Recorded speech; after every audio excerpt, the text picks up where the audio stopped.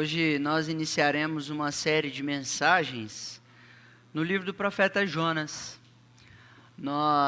De hoje até o final de dezembro, nós teremos aí uma série de mensagens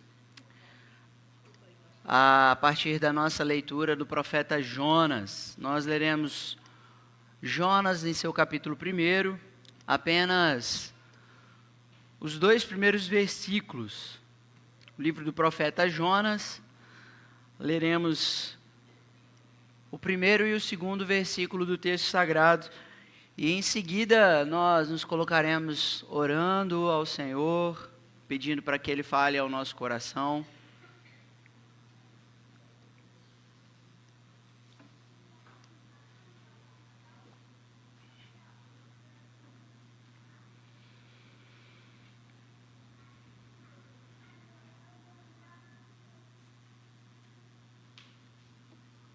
Está escrito, livro do profeta Jonas, capítulo 1, apenas a leitura dos 2 primeiros versículos.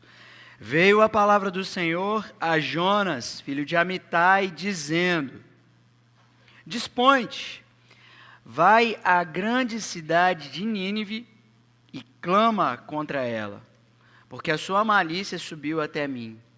Até aí a nossa leitura. Se você puder, feche os seus olhos, nós falaremos ao Senhor mais uma vez em oração. Queira você pedir a Deus para que venha a palavra ao seu coração nessa manhã. Senhor, em nome de Jesus nós pedimos por esse bem tão precioso que é ouvir a Tua voz, ouvir a Tua palavra. Não apenas ouvir, Senhor Deus, o som de uma leitura, ou apenas fazer uma leitura, mas ouvir crendo com todo o coração, ouvir e discernir espiritualmente. Nós pedimos essa graça ao Senhor em nome de Jesus. Amém. Bem, nós iniciamos hoje uma série de mensagens no livro do profeta Jonas, e a gente vai ler Jonas de manhã e à noite, até o final de dezembro. Nós acompanharemos a leitura desse texto e a partir desse texto nós buscaremos extrair alguns aprendizados para a nossa vida. A gente leu aqui que veio a palavra do Senhor a Jonas. A pergunta e o tema dessa mensagem é: o que tenho eu com a palavra de Deus? O que tenho eu a ver com a palavra de Deus? Com a palavra que veio a Jonas, com a palavra que vem a mim, o que tenho eu com a palavra de Deus? O primeiro versículo vai mostrar para a gente que eu tenho um grande privilégio. Ouvir a palavra de Deus é de um privilégio sem igual. A gente vai ver aqui que veio a palavra do Senhor a Jonas. Consideremos então o privilégio de Jonas. Por que nós devemos considerar um privilégio para Jonas? Bom, desde a expulsão do Éden, Gênesis capítulo 3, os versículos 22 a 24, o homem, ele está separado de Deus, e ouvir Deus falar torna-se, portanto, um evento, cuja iniciativa se dá em Deus. Não é o homem, então, que vai em busca de ouvir Deus falar, mas é Deus que toma a iniciativa de falar. Desde Gênesis, capítulo 3, aos profetas, quando a gente lê o primeiro livro do profeta Samuel, capítulo 3, a gente vai ver que era muito rara a palavra de Deus e as visões com o Senhor. Ou seja, não é algo que a gente tem toda hora, não é algo que a gente tem todo dia. Nós iniciamos a nossa leitura com o profeta Jeremias, capítulo 1. E quando a gente vê os primeiros versículos, as descrições acerca daquele evento, a data, o episódio, o dia, o momento em que Deus fala, para mostrar para a gente, para marcar e tornar bem evidente para a gente, que a palavra de Deus, ela era uma palavra que se manifestava raramente, ocasionalmente, não era assim toda hora, do tipo, todo domingo eu vou à igreja e eu ouço Deus falar, todos os dias eu vou à igreja e Deus fala comigo, não era assim. Era um privilégio. Receber a palavra de Deus era algo raro e extraordinário. Jonas, portanto, foi extremamente privilegiado por ter chegado a ele a palavra de Deus naqueles tempos. Naqueles dias, foi algo extraordinário e algo maravilhoso demais para ele, um grande privilégio. Agora, além de considerarmos o profeta Jonas, a gente precisa considerar o nosso privilégio. Se para Jonas foi um grande privilégio, algo extraordinário ouvir a palavra de Deus, ainda mais nós, hoje, somos privilegiados. O privilégio é muito maior para nós. Quero que você considere o tempo e o contexto de Jonas. Cerca de 780 anos antes de Jesus Cristo. Não apenas um profeta, Jonas, a gente tem outros profetas.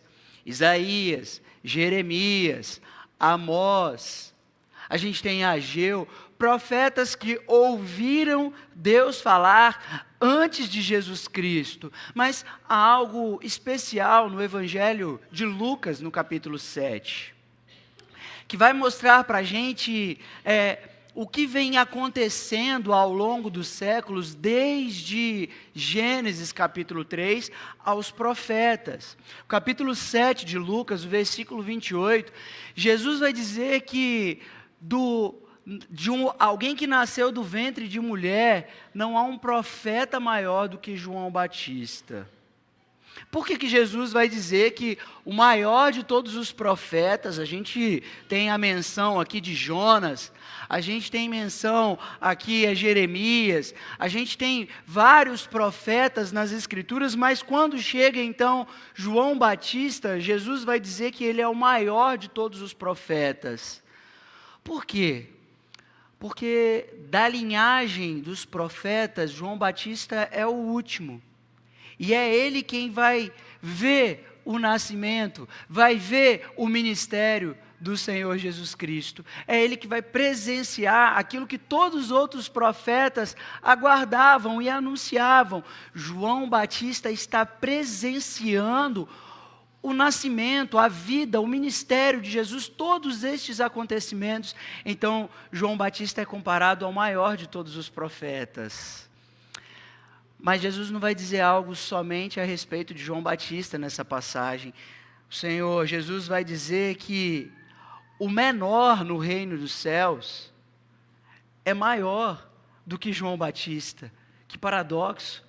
Jesus vai dizer que dentre os profetas o maior é João Batista, mas o menor no reino dos céus é maior do que ele. Sim, porque João Batista, ele morre antes de ver o Senhor Jesus Cristo crucificado e ressuscitado dentre os mortos. Agora o reino de Deus está sendo revelado, está sendo manifestado ao mundo.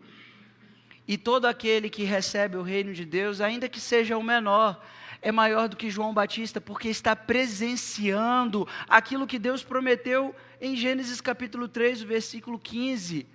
O descendente que esmagaria a cabeça da serpente. É algo extraordinário. É maravilhoso, então, aquilo que os profetas desejaram ver, aquilo que os profetas anunciaram quando ouviram Deus falar, nós hoje estamos desfrutando do conhecimento de Deus por meio de Jesus Cristo. Hebreus, capítulo 1, vai mostrar o que eu aqui estou tentando trazer para vocês. O capítulo 1 de Hebreus, o primeiro e o segundo versículo, a gente tem o seguinte: havendo Deus outrora falado muitas vezes e de muitas maneiras aos pais pelos profetas, nestes últimos dias nos falou pelo Filho, a quem constituiu o herdeiro de todas as coisas, pelo qual também fez o universo. Veja que o que o autor de Hebreus está dizendo é que tudo aquilo que Deus falou por meio dos profetas aos pais, agora se revelou, escancarou, abriu a cortina, abriu a janela, a porta da casa do Senhor, para que todos vejam e conheçam a Deus por meio de Jesus Cristo. Ele fala por meio do seu Filho Jesus. Deus está sendo revelado ao mundo por meio de Jesus. É o que Paulo vai ensinar na carta aos Gálatas, no capítulo 4, versículo 4. A gente encontra em Gálatas, capítulo 4, versículo 4, o seguinte: vindo, porém, a plenitude do tempo, Deus enviou o seu Filho, nascido de mulher, nascido sobre a lei.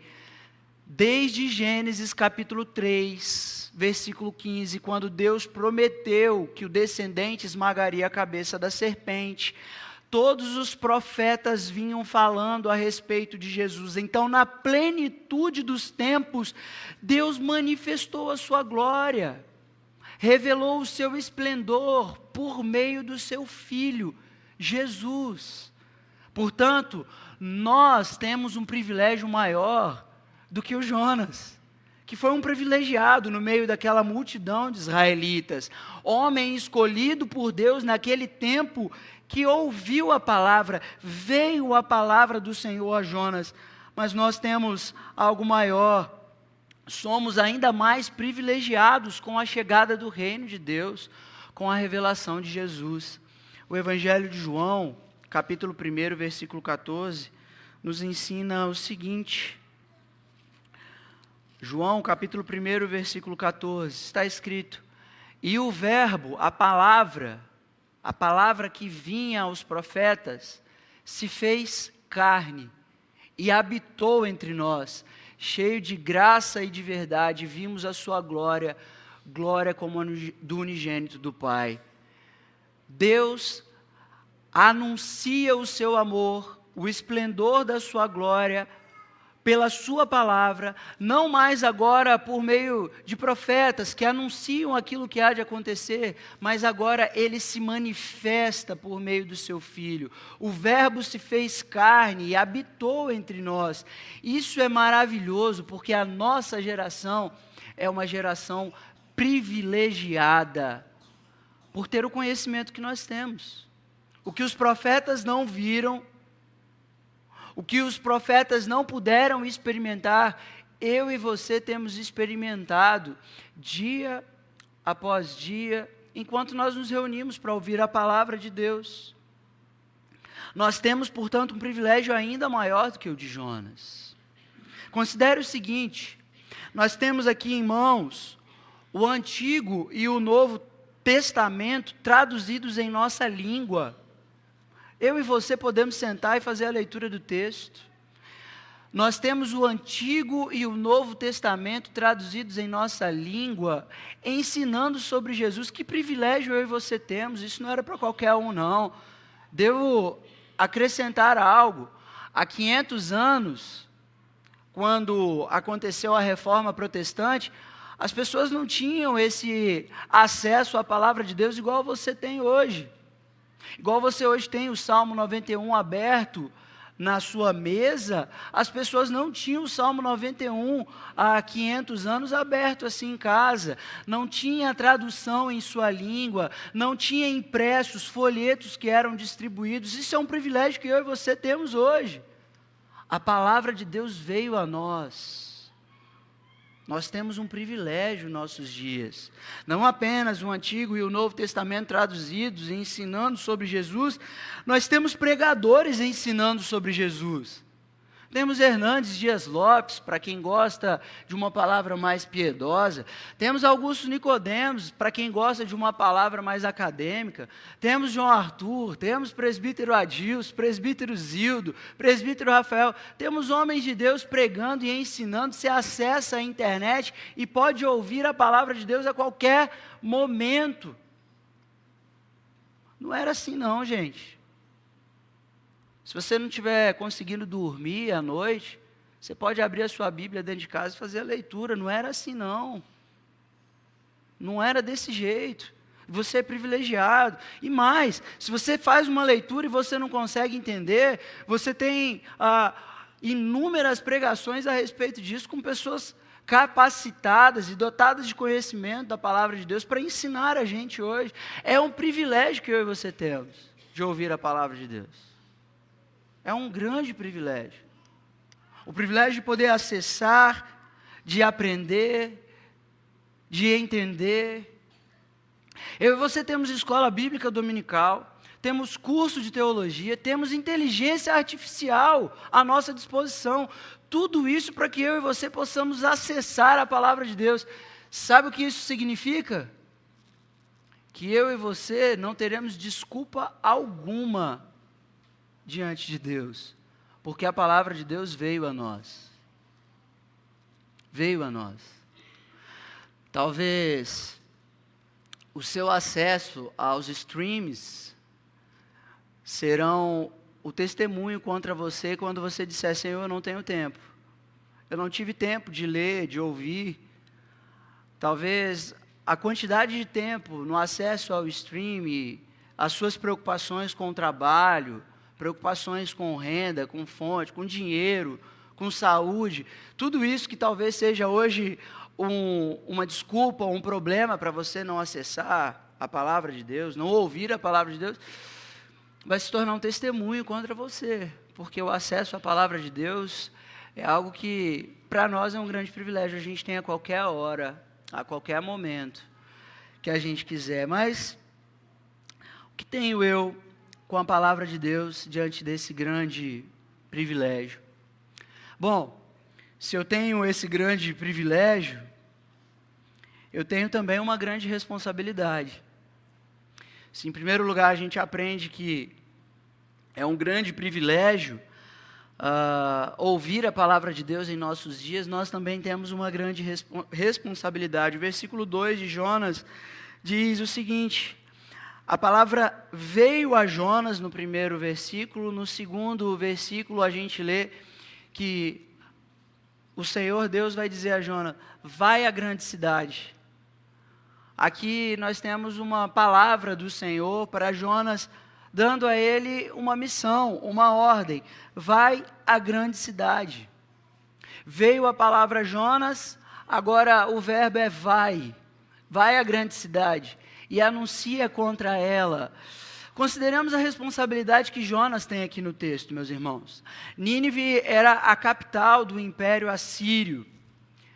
Este império, 100 anos antes de Jonas, por volta de 840 anos antes de Cristo, o Império Assírio havia trazido um grande tributo que deveria ser pago de Israel para o Império Assírio.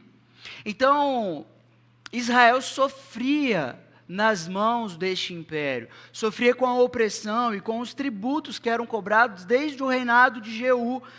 Jonas, portanto, recebe a missão de ir pregar contra aquela grande cidade, aquela cidade que oprimia, de falar àquela cidade uma mensagem a respeito da sua maldade, a respeito daquilo que era desagradável a Deus.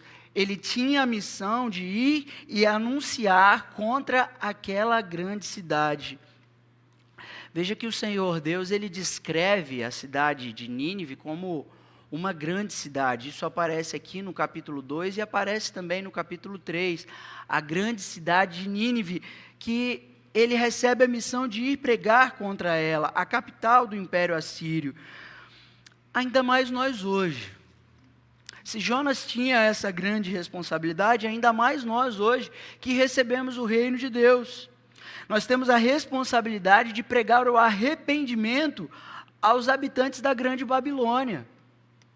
Porque o contexto em que nós nos encontramos é um contexto que, segundo a revelação de João, não João Batista, mas João o apóstolo, nós aprendemos que a grande Babilônia, aquela que é inimiga do Senhor, aquela que habita sobre ela o espírito do anticristo, deve ser pregado contra ela a palavra do arrependimento. A profecia da maldição, o que há de acontecer com ela, que ela há de cair por meio da palavra de Deus. Consideremos uma vez mais a vida de Jonas. A gente tem aqui a palavra de Deus vindo a Jonas, conforme a gente leu o primeiro versículo, mas esta não é a primeira vez que Jonas está ouvindo a palavra de Deus.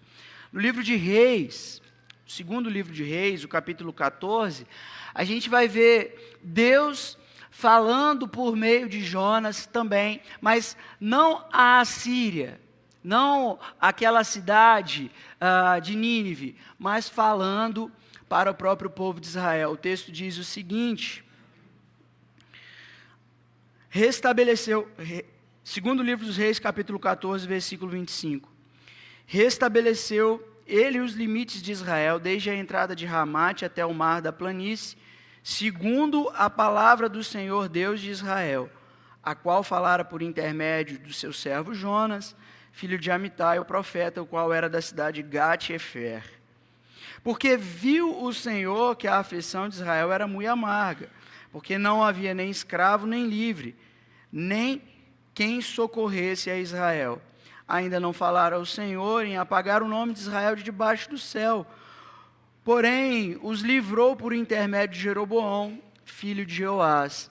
Jeroboão, segundo aqui no texto, ele era um homem totalmente perverso. Um homem que não andou nos caminhos do Senhor, mas por causa da misericórdia de Deus, Deus envia Jonas para anunciar a Israel não a maldição, mas a bênção.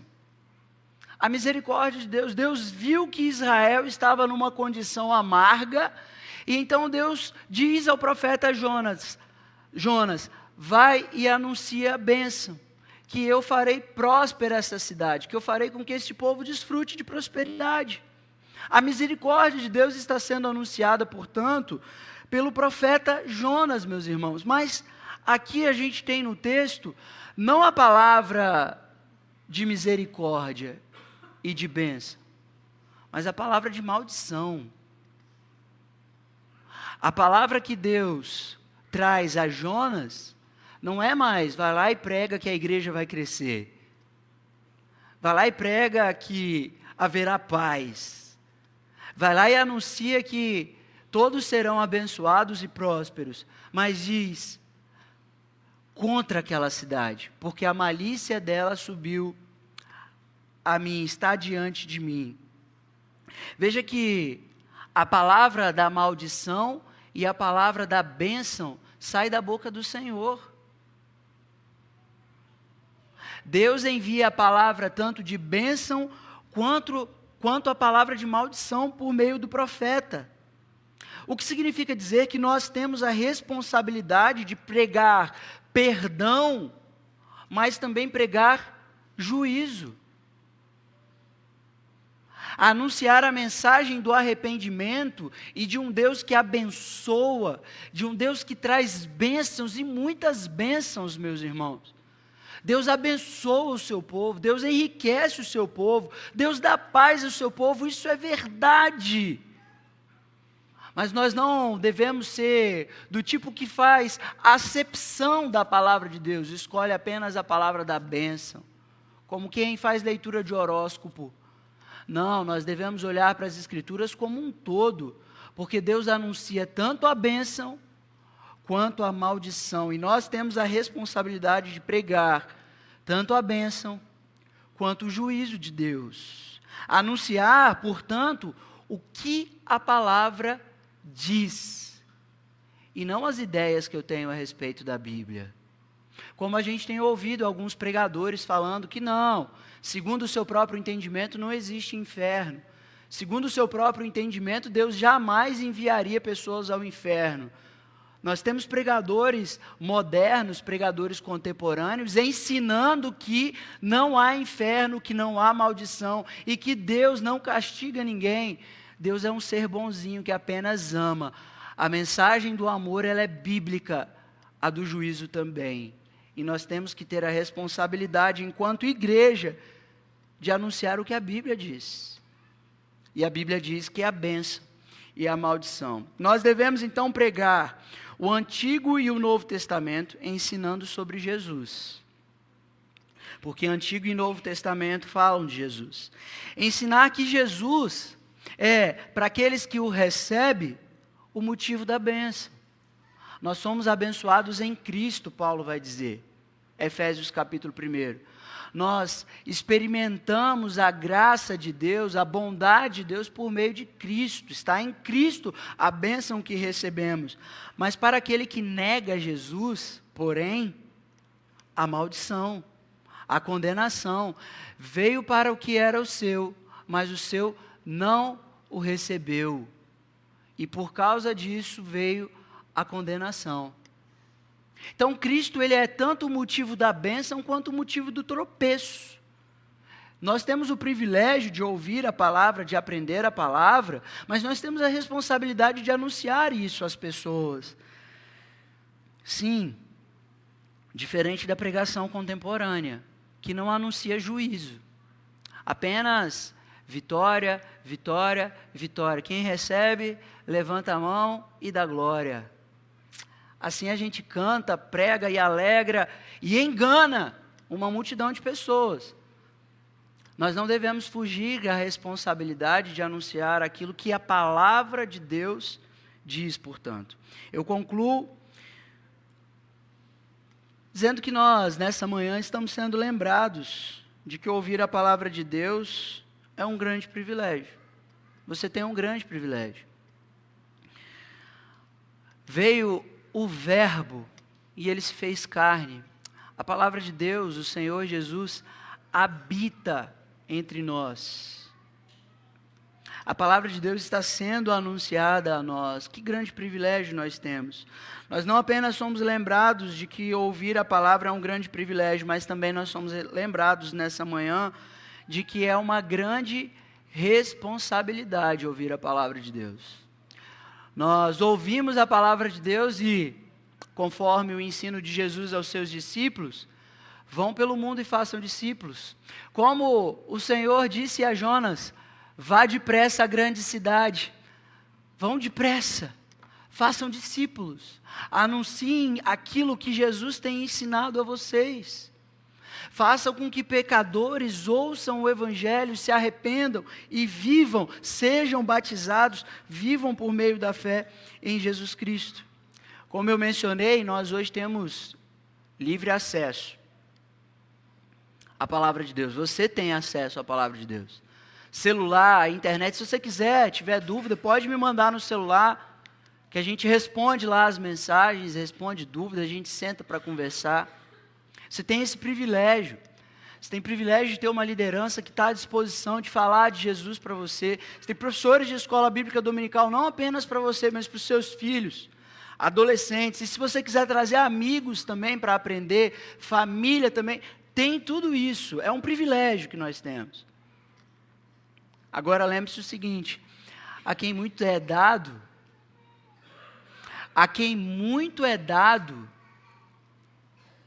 muito será cobrado. A igreja dos nossos dias, ela tem tudo isso. E ela vai ser cobrada, de acordo com aquilo tudo que ela tem recebido. Eu vou terminar com a palavra de um filósofo contemporâneo, Tio Ben. Vocês conhecem? As crianças eu acho que conhecem. Cadê o Luiz? Tio Ben é o tio do Peter Parker. Ele diz ao Peter Parker, ao Homem-Aranha, num determinado momento, que grandes poderes, grandes responsabilidades. A igreja tem uma grande responsabilidade diante de tudo que ela tem hoje. Se você pudesse, coloque de pé para que a gente ore ao Senhor.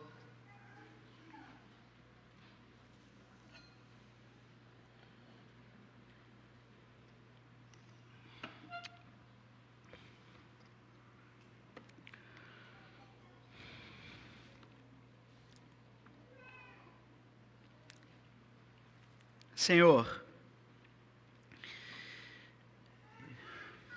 Deus, Criador do céu e da terra,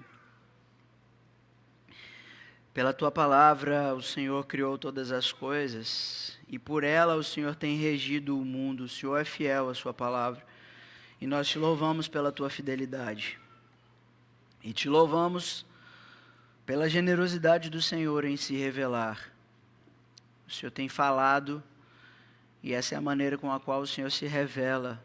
O Senhor se revelou no passado aos profetas e agora o Senhor se revela a nós por meio do teu Filho Jesus, o Verbo que se fez carne e que habitou entre nós. Bendito seja o teu nome, Senhor. Bendito seja o teu nome. Te agradecemos pelo privilégio desse tempo presente, tantas oportunidades de ouvir a tua voz, de aprender a tua palavra. Quantas ferramentas disponíveis, que grande privilégio. Obrigado, Senhor. Ensina-nos a fazer uso de todas elas, para o louvor da tua glória. Ajuda-nos, por favor, a não negligenciar aquilo que foi posto para nós. E aquilo que a gente tem aprendido de ti, Pai, em nome de Jesus, envia-nos. Envia-nos como responsáveis a anunciar a tua palavra com poder e ousadia. Seja a palavra de bênção, que a gente abençoe em teu nome. E também a palavra de maldição, de juízo, que em teu nome seja pregada essa palavra com ousadia. A fim de que aqueles que ouvem, Senhor, possam se arrepender e se voltar a ti. E serem salvos. Pai, ajuda-nos. Ajuda-nos, por favor, diante dessa tão grande responsabilidade, desse tão precioso privilégio que temos. Eu te peço o auxílio dos céus, eu peço a unção do teu Espírito sobre a tua igreja, para que ela não negligencie aquilo que foi dado a ela nesse tempo, e que ela faça bom uso para o louvor da glória do teu nome. Eu te peço isso junto dos meus irmãos, em nome de Jesus. Amém. Meus irmãos, recebam a bênção. Que a graça do Senhor Jesus, o amor de Deus e a comunhão com o Espírito Santo seja com a vida de cada um de vocês, até que o Senhor Jesus venha. Amém.